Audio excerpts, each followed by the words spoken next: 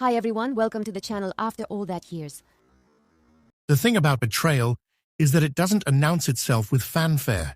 It creeps in quietly, wearing the mask of ordinary life, until one day you wake up and realize everything you thought you knew was a lie. My name is Walter, and at 58 years old, I never imagined I'd be starting over from scratch, picking up the fragments of what I thought was a solid marriage. For 13 years, my wife Diane and I had what most people would call a good life. We'd made the conscious decision not to have children, choosing instead to pour our energy into our careers and dreams of seeing the world. Diane worked in advertising, and watching her climb the corporate ladder had been one of my greatest sources of pride. Her ambition was infectious, her success well-deserved.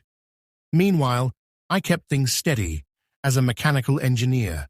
Nothing glamorous, but reliable work that paid the bills and gave me satisfaction. The cracks started showing around 6 months ago, though I didn't recognize them as warning signs at the time. Diane began working later and later, often calling to say she'd grabbed dinner at the office or needed to stay for an emergency client presentation. Weekend projects became her new normal.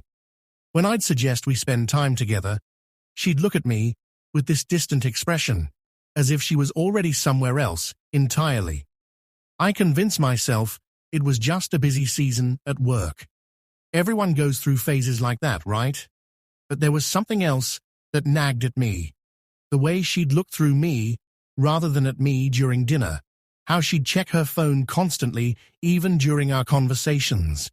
The woman who used to curl up next to me on the couch now sat at the opposite end, scrolling through work emails until bedtime. 3 weeks ago, I finally worked up the courage to address what felt like a growing chasm between us. It was a Thursday evening. I remember because I'd made her favorite pasta dish, hoping to recreate some of the warmth that seemed to have evaporated from our home. She sat across from me, mechanically eating, while staring at something beyond my shoulder. "Diane," I said, setting down my fork, "I feel like we're living parallel lives instead of sharing one. What's happening with us?" She stopped chewing and looked at me with an expression I couldn't read. For a moment I thought she might open up, might tell me what was really going on. Instead, she set down her wine glass and said words that still echo in my mind. "Walter, I think I need some time to myself. I need space to figure out who I am outside of this marriage." The room felt like all the oxygen had been sucked out of it. Space. After 13 years, she needed space. I asked her what that meant, hoping for clarification that might make this make sense. She explained that she wanted to separate temporarily to get some perspective on our relationship and her own feelings. She made it sound like a reasonable request, almost clinical in her delivery. I scrambled to find solutions. Maybe we could see a counselor together. Maybe we could take that trip to Italy we'd been postponing for years. Maybe I could take some time off work so we could reconnect. But she shook her head at every suggestion, already seeming to have made up her mind before our conversation even began. The next morning, I watched her pack 2 suitcases with the efficiency of someone who'd been mentally preparing for this moment for weeks. She told me she'd found a small apartment across town and would stay there while she sorted through things. As she loaded her car, I stood in our driveway feeling like a spectator at the dismantling of my own life.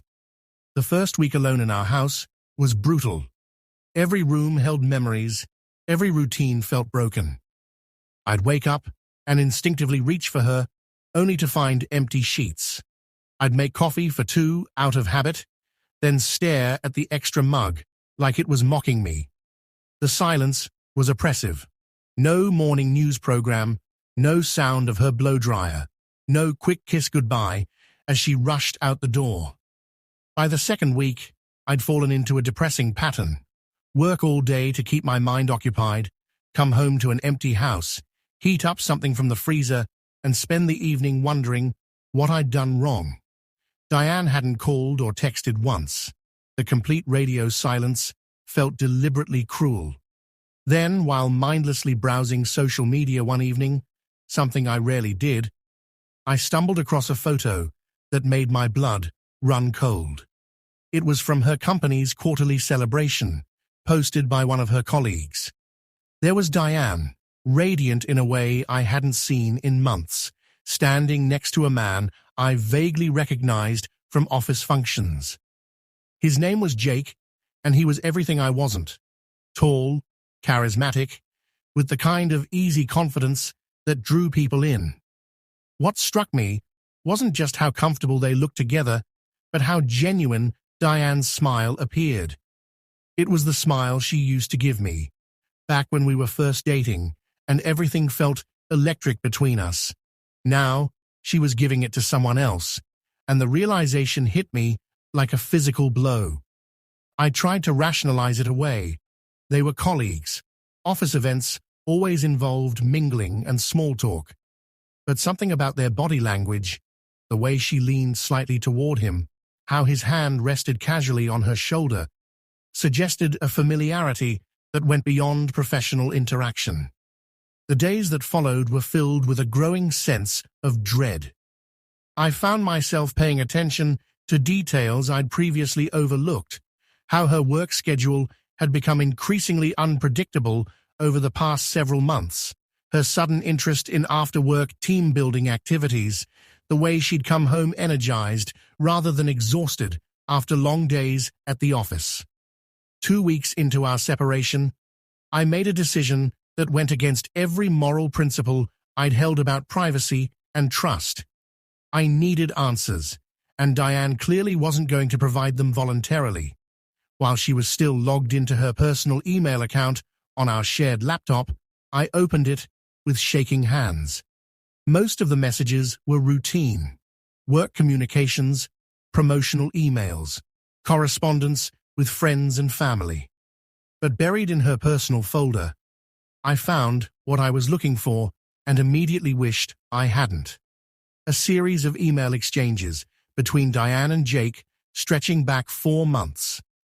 The messages weren't explicitly romantic, but they painted a clear picture of two people growing closer while maintaining the pretense of professional collaboration.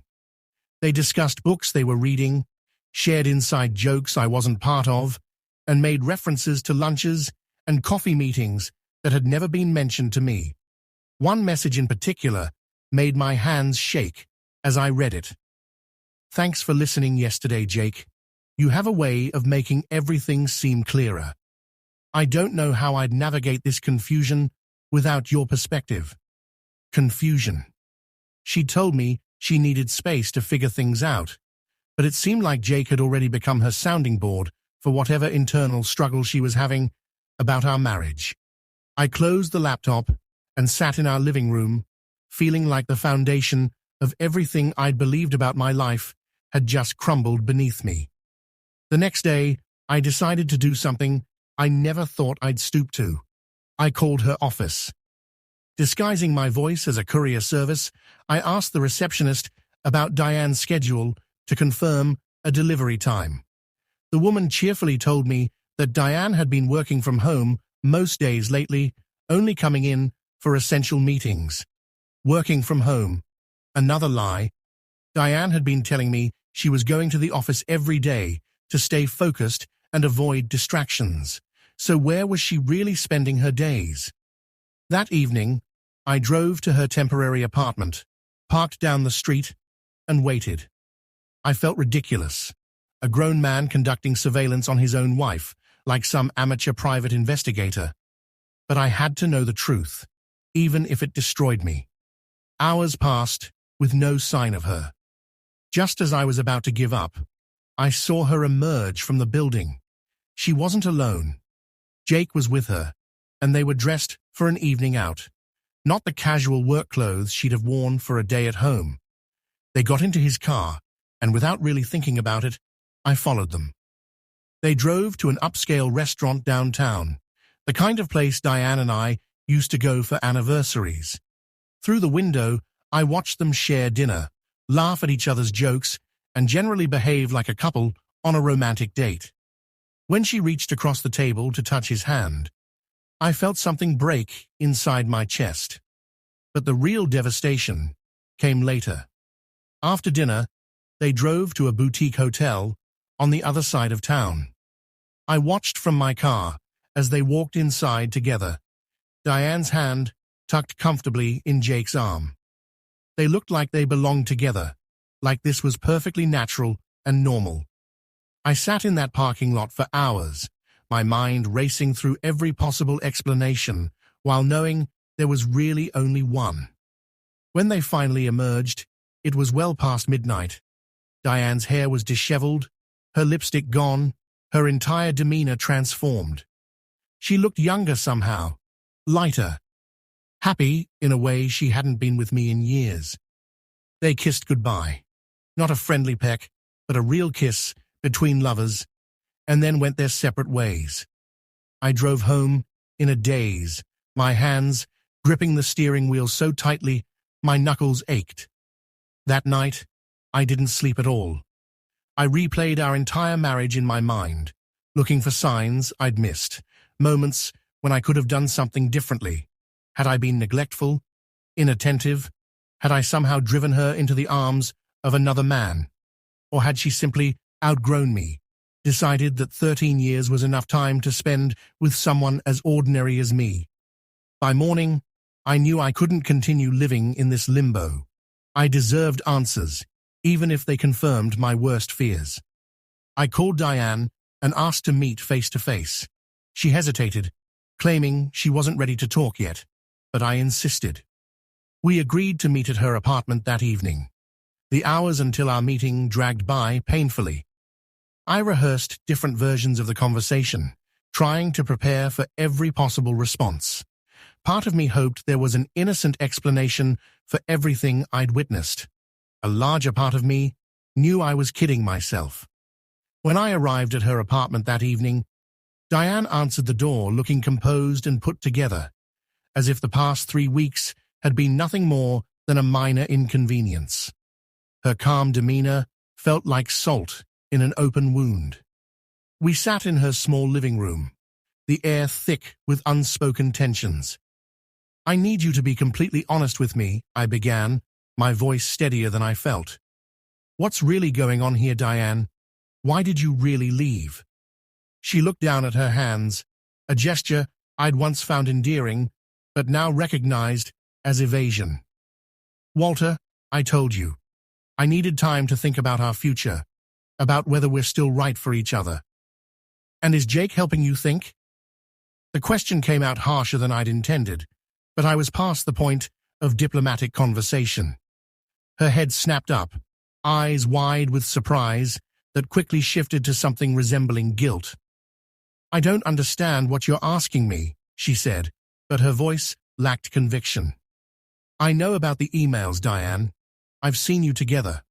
I followed you to that hotel last night." The words tumbled out of me, carrying months of suppressed suspicion and hurt. "So please, for once in the last 6 months, just tell me the truth."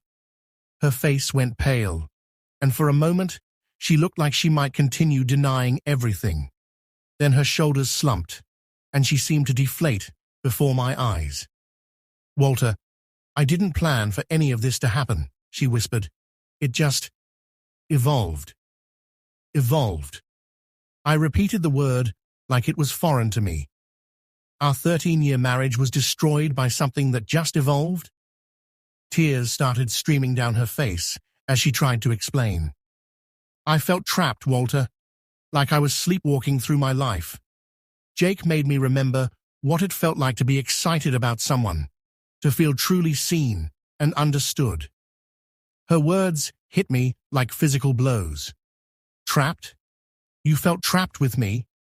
After everything we built together, everything we shared, you felt trapped?"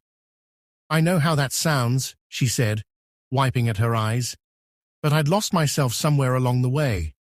Jake reminded me who I used to be, who I could still be." I stood up abruptly, unable to sit still while she reduced our marriage to a prison sentence. So, instead of talking to me about feeling lost, instead of working with me to rediscover yourself, you decided to have an affair. It wasn't supposed to become an affair, she protested. We were just friends at first. We connected over work projects, started having coffee to discuss campaigns. But then what? I interrupted. Then, you decided that your marriage vows meant nothing, that I meant nothing? She was sobbing now, but I found I had no comfort to offer her. The woman I'd loved for 13 years had willingly betrayed everything we'd built together, and she was sitting there, acting like the victim of circumstances beyond her control. I never wanted to hurt you, Walter, she managed between tears. I love you. I've always loved you. But I'm not in love with you anymore. I haven't been for a long time. The honesty of that admission was somehow worse than the lies. At least the lies left room for hope, for the possibility that this was all a terrible mistake that could be undone. This was a door slamming shut on everything I thought I knew about our relationship. Well, I said quietly, my voice barely above a whisper. I guess that settles it then. I walked out of her apartment without another word, leaving her crying on her couch. As I drove home through the empty streets, I felt strangely calm for the first time in weeks. The uncertainty was over. The waiting and wondering and hoping, all of it was finished. I finally knew exactly where I stood. The following morning, I called my lawyer. I wasn't going to spend another day wondering if Diane might come home, if we might find a way to work things out. She'd made her choice, and now I was making mine. Over the next few days, I began the practical work of untangling a 13-year marriage. I reviewed our financial accounts and discovered several charges I hadn't noticed before. Expensive dinners at restaurants we'd never been to together, weekend trips that coincided with times she'd claimed to be working, purchases that now made sense in the context of her relationship with Jake. The betrayal went beyond emotional and physical adultery. She'd been using our joint resources to fund her affair. The realization added a layer of humiliation to an already devastating situation. A week later, my phone buzzed with a message from Diane. We need to talk.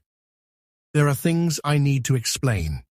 I stared at the screen for a long time before responding. Meet me tomorrow, 7 p.m. Our house. I wasn't interested in more explanations or justifications, but I wanted closure. I wanted to look her in the eye one more time and make it clear that I was done with her games. When she arrived the next evening, she looked different, smaller somehow, less confident than the composed woman who'd walked out on our marriage weeks earlier. We sat in our living room, surrounded by the remnants of our shared life. Walter, she began, her voice tentative, I know I've hurt you terribly. I know I handled everything wrong. But I want you to know that what Jake and I have, it's real. It's not just some midlife crisis or rebellion against my marriage. I felt my jaw clench involuntarily. You came here to tell me that your affair is meaningful?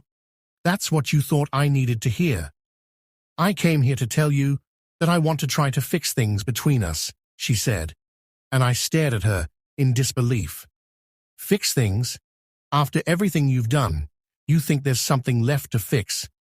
I made a mistake, Walter. I got caught up in something that felt exciting and new, but I realize now that what we have is more important than any temporary attraction. I couldn't believe what I was hearing. Temporary attraction. Diane, you've been having an affair for months. You lied to me. You used our money to fund your relationship with him, and you completely destroyed any trust between us. And now you want to fix things because you've decided your boyfriend isn't worth giving up your comfortable life for. She flinched at my words, but continued her plea. I know I have a lot of work to do to earn back your trust. But we had 13 good years together, Walter. That has to count for something.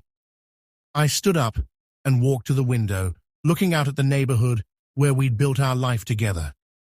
Those 13 years do count for something, Diane. They count as 13 years I'll never get back. 13 years I spent with someone who was apparently capable of betraying me without a second thought. That's not fair, she protested. I'm still the same person you married. I turned back to face her. No, you're not. The woman I married wouldn't have done any of this. She wouldn't have lied and cheated and then come back expecting forgiveness because she decided her affair wasn't worth the trouble. Tears were streaming down her face again. So that's it.